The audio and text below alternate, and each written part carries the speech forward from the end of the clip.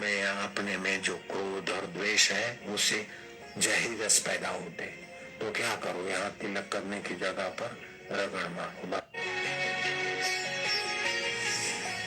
तो बच्चों में या अपने में जो क्रोध और द्वेष है उससे जहरी रस पैदा होते, तो क्या करो, यहाँ तिलक करने की जगह पर रगड़ मारो, भगवान का नाम सुना करो, फिर दोनों हाथ मिलाकर मत्था टेक के पड़ जाओ 2-4 मिनट रोज। देख लो क्या क्या करवाते हो तुम। कुछ लोग ऐसे बैठते, ऐसे नहीं, यूं बैठना और फिर हाथ उंगलियां आमने सामने। समझ गए? इससे क्रोध और द्वेष नियंत्रित होगा, शरीर में जहर बनना कम हो। जहर का रस हानिकारक रस ना बने, हितकारी रस बने। बच्चों को खूब सिखाओ, क्योंकि क्रोध और द्वेष तो शमन होगा और निर्णायक शक्ति विकसित होगी। हिंदू धर्म में कैसा खोजा है, भगवान को प्रणाम करने से भी आपको ये फायदा हो जाए। हम मत्था नहीं टेकते गुरु को भगवान को, अनजाने में भगवान को गुरु को तो क्या फायदा, अपने कोई फायदा होता है मत्था टेकने में। अब यहाँ जो बोल दिया मैंने,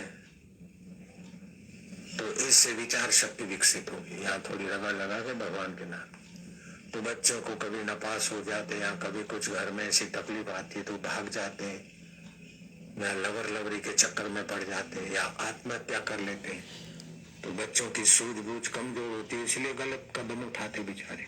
ये कराते रहोगे तो उनकी सूझबूझ काहे को कमजोर रहे। अपने बच्चों की सूझबूझ बढ़िया रहे ना, गलत सूझबूझ से बेचारे कमजोर सूझबूझ से किसी के चक्कर में आ जाते। आप किसी को न बताओ तो मैं अपना पोल बता देता हूँ आपको, किसी को बोलना नहीं, हाँ प्राइवेट बात है। तुम्हें चाहिए मिलता है, अरे बोले पैसे इकट्ठे करा करो, तुम्हारी खर्ची कितनी मिलती है, मैं क्या, मैं तो जितना कुछ भी पिताजी दे देते जो भी चाहिए मिलता है। अरे बोले पैसे इकट्ठे करा करो, तुम्हारी दुकान है ना, थोड़े थोड़े पैसे अलग से उठा लिया करो। अब बच्चा अकल का कच्चा, अभी तो बापूजी बापूजी कहते हो, लेकिन मैंने चोरी की थी। किसी को बोलना नहीं, वो इज्जत का सवाल है। तो हम क्या करूं, सत्य बोलना कर्तव्य है, लेकिन अब इज्जत का भी सवाल है। तो इज्जत बड़ी के सत्य बड़ा? सत्य बड़ा है, इज्जत की ऐसी तैसी। और जो सत्य बड़ा मानकर सत्य के शरण जाता है, सत्य उसकी भी रक्षा करता है। हाँ, किसी को बोलना नहीं। तो उस समय आना 2 आना 54 58 रुपया चलता था, तो 2 आनी करके मैंने गल्ले में से निकाल के पीछे जहां थी वहां गिराई।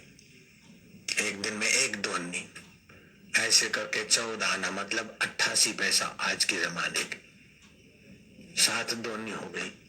1 2 में तो आदमी अच्छा नाश्ता कर ले भरपेट, वो जमाना था। आज से 60 साल पहले, 58 साल पहले।